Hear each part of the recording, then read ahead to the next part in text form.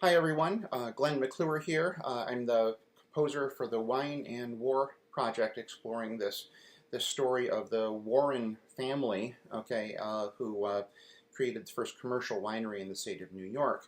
And today I'm chatting with my friend Rebecca Mahmood, who's had 25 years in the wine industry. Okay, who can speak to the history of these wines and also where these wines have ended up since that time. So so so let's look at some of the varietals that the Warrens were making. Okay, and where are they today? And we're still making some of them today. I think that's the interesting thing, is that obviously when Samuel Warren arrived to York, he was going to work with the wild grapes that were on the property that he had, but he had to do some natural selection to determine which wines were going to be most appropriate as table grapes and which wines he wanted to vinify into wine. And when you look at the great number of varietals that he was planting, harvesting wine, making wine from, there's a handful of them that we're still working with today. So he had great insight, really, about what the potential was of grapes like Catawba, Concord, Chasselet. There's the Delaware grape, which I think makes some of the finest sparkling wines that we have in the country. Okay. Wow. So he saw the potential of these grapes that were growing wild in his backyard. He cultivated them, and he helped to spread the vine, literally. Spread the story. Right, because he was not only making wines, okay, that were being sold to Catholic churches, to Congregationalist churches as sacramental wines. Okay, he was also making that wine available. But what we found this year is that he was also selling the vines themselves. That's right. And many of those vines have now made their way into other wineries across the state. Absolutely. He was the Johnny Appleseed of viticulture back in the day. He was growing vines that had potential in this hardy climate that we live in.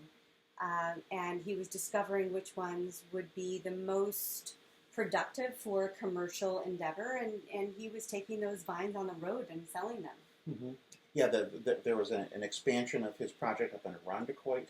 That's right. Okay, huge vineyard up there that they were doing things with. And he also sold the vines to what we know today as the Brotherhood Winery. Yes. Okay. And they laid their claim on being the oldest commercial winery in the country.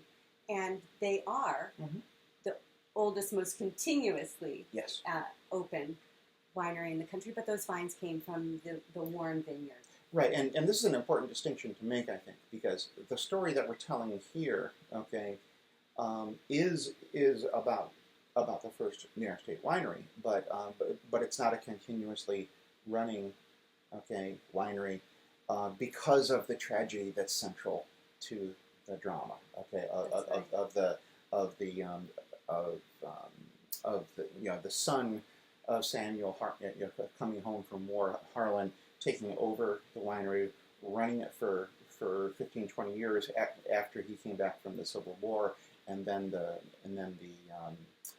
unfortunate destruction of that winery that happened because of American progress, because of the building of the railroad. And so it's a really kind of unique story that we're digging into now. Sure. But the point you make is that, gee, there's a whole bunch of really good New York State wines, okay, that actually hold some of their heritage. We're still growing Catawba. I'm sure that most people who were born and raised in this part of New York have had Catawba at some point.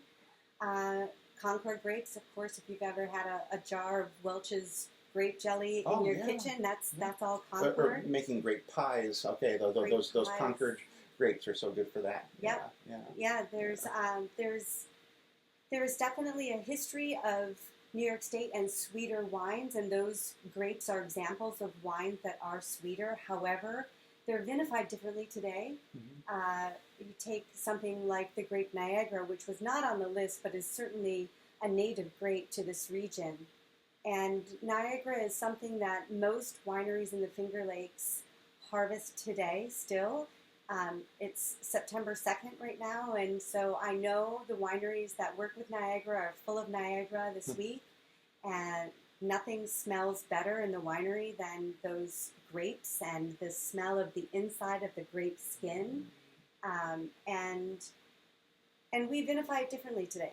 Niagara could be a very cloyingly sweet wine, but the way in which it's treated today, that cloyingly sweet, really that drops out of the bottom.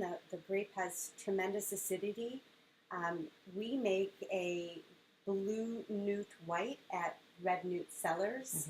It's got to be their #1 seller by a country mile because everyone who tries it loves it.